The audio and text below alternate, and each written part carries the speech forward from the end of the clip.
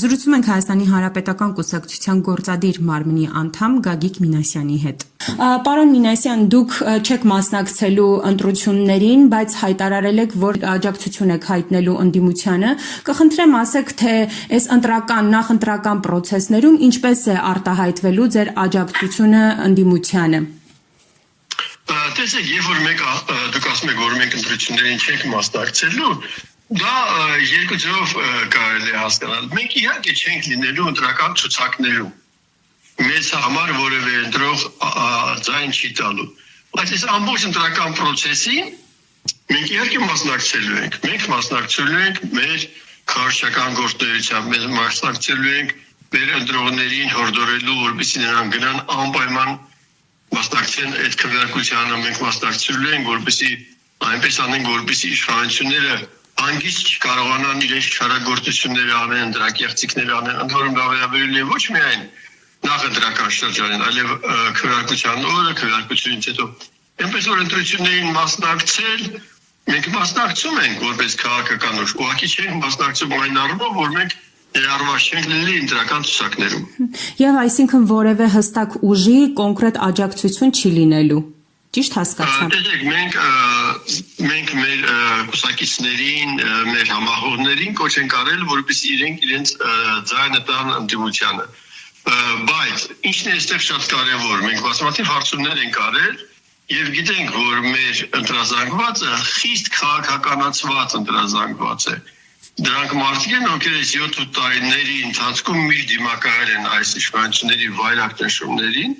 եւ նրանց մեջ չկան մարդիկ, որոնք կարող է հանկարծ չգնան ու քվեարկության օրը իրենց քվեաթերթիկը չտան այս իշխանության դեմ գործող քաղաքական ուժերից որևէ մեկին։ Իսկ ումը կտան, դա արդեն կարծեք թե էական չի, որովհետեւ ես կարծում եմ նրանք ավելի շատ կտան այն ուժերին, ովքեր ավելի մեծ շանս ունեն հայտնվելու խորհրդարանում եւ այդ առումով ես կարծում եմ փոշիացում չի լինի, նույնիսկ որոնք գործում են ընդդիմադիր դաշտում, տեսնելով, որ իրենք ռեալ շանս չունեն շեմը հաղթահարելու, իրենք չեն մասնակցի ընտրություններին, որտեղ պիտի որ իրենք առաջնորդվեն, որ հիմնական խնդիրը այս շարքի իշխանությունից ազատվելն է, իրանք իսկապես ընդդիմադիր են, առաջերտին դա պետք է լինի իրենց խնդիրը եւ ոչ թե իրենց ներկայացումը խորհրդարանում։ Պարոն Մինասյան, կխնդրեմ ասեք ձեր կարծիքը, ձեր գնահատականը ընդդիմադիր միասնական ճակատ ստեղծելու վերաբերյալ ընտրությունների ընթացքին հետևելու համար, որովհետեւ մենք տեսնում ենք, որ այսօրվա իշխանությունները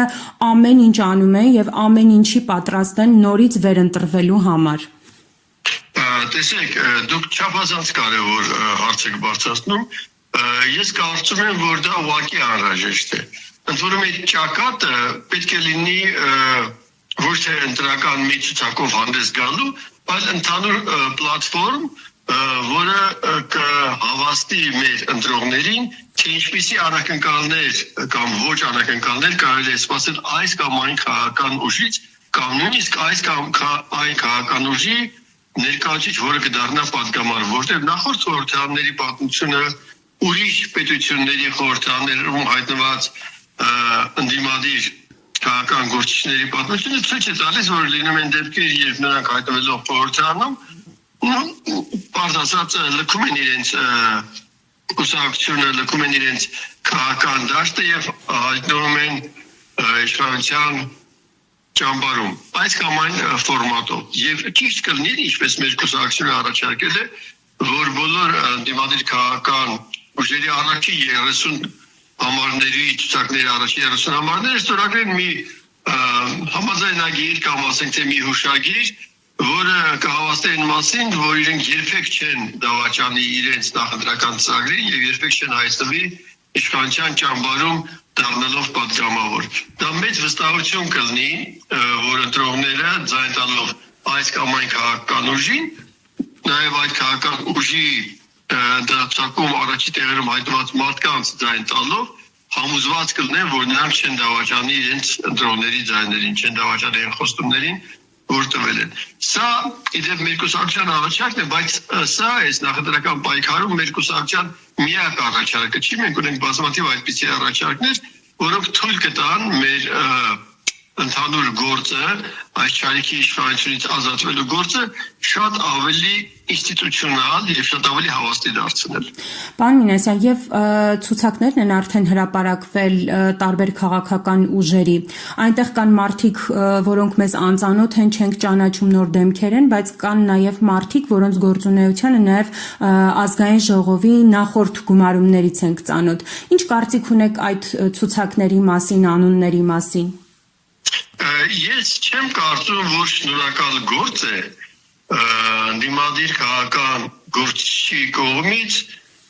գնահատականներ տալ մեկ ուրիշ քաղաքական ուժի, դիմադիր քաղաքական ուժի որոշմանը, թե ովքեր են այնտեղ հայտնված։ Ես կարծում եմ մենք պետք է վստահենք այդ մեր գործընկեր քաղաքական ուժերին եւ հավանաբար նրանք իրենց նպատակների իրականացման տեսակետից նպատակները համոզված են, որ նույնն են, գտել են տրամաբանական հենց այդ կազմը։ Ես ուղղակի պետք է խորհուրդ նաև որ մյուս քաղաքական, ընդդիմադիր քաղաքական ուժերի ներկայացուցիչները զերծ մնան այդպիսի գնահատականներ տալուց, դա իրանց իրավունքն է եւ ես կարծում եմ, որ իրենք շատ խորամիտ քայլ են կատարել այդ ցուցակում այդպիսի մարդկանց ընտրել։ Ես չեմ ուզում նույնիսկ որևէ մեկի մասին ասեմ, որտեղ որևէ ցուցակը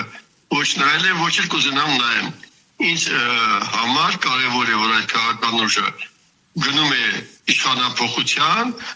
ամեն ինչ անելու է, որպեսզի մեր ժողովուրդը եւ մեր պետությունը ազատվի այս չարիքի իշխանությունից, եւ իմ համար դա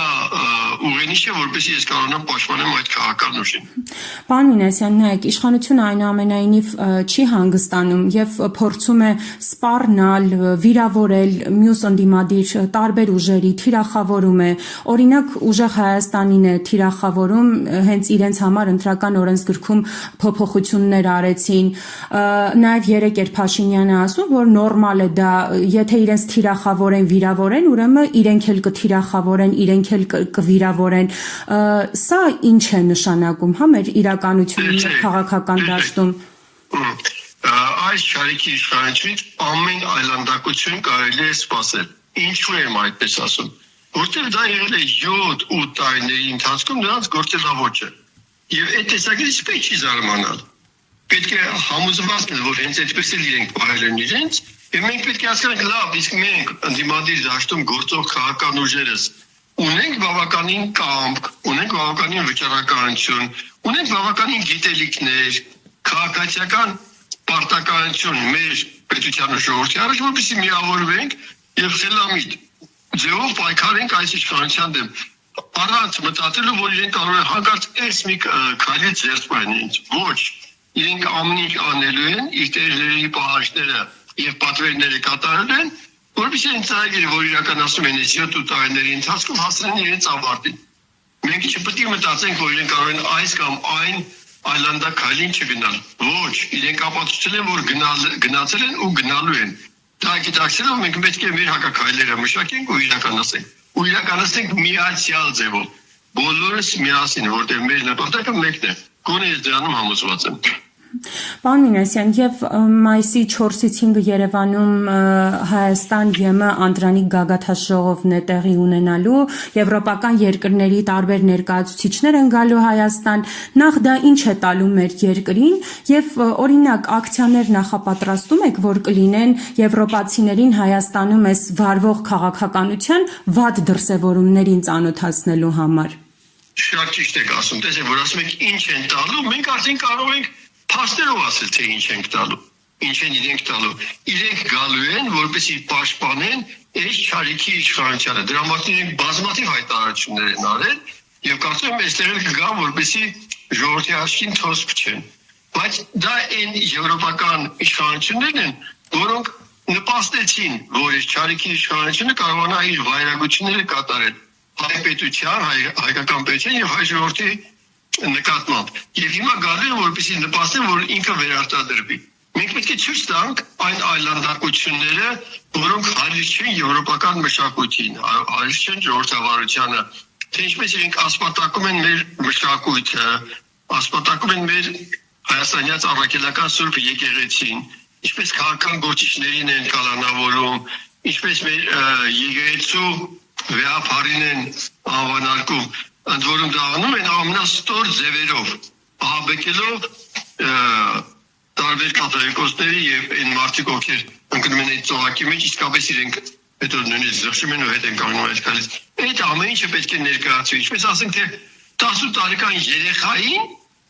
այնպես են հարվածում եկեղեցու, որ նա ուղեղի ցնցում է ստանում։ Այդ ամեն ինչը պետք է ներկայացվի, որ իրենք հասկանան, որ այստեղ կա մի հասարակություն, քաղաքական ուժեր, որոնք հանգիստ չեն, որ իրենք հաշտ չեն այն իշխանության հետ, որը կործանում է այս երկիրն ու այս ժողովուրդը։ Իսկ իրենք դա պետք է իմանան։ Այդ մասին իրենք չգիտեն, պարոն Մինասյան։ Այս շատ լավ եք ասում։ Իրենք գիտեն, բայց իրենք պետք է իմանան, որ այստեղ կա ժողովուրդ, այստեղ կա քաղաքական հասարակություն, քաղաքական ուժեր, որոնք հաշտ չեն դրա հետ։ Եվ իրենք պետք է իմանան, թե ում են իրենք պաշտպանում։ Եվ իրենց հասարակությունը պետք է իմանա, թե իրենց իշխանությունները եվրոպական երկրները ում են պաշտպանում։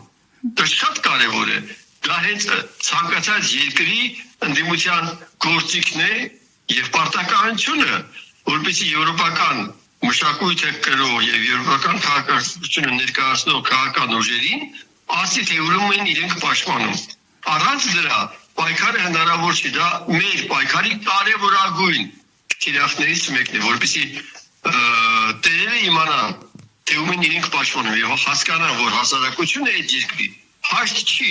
ոչ միայն այս իշխանության հետ, այլև այս իշխանությունը պաշտպանողների հետ։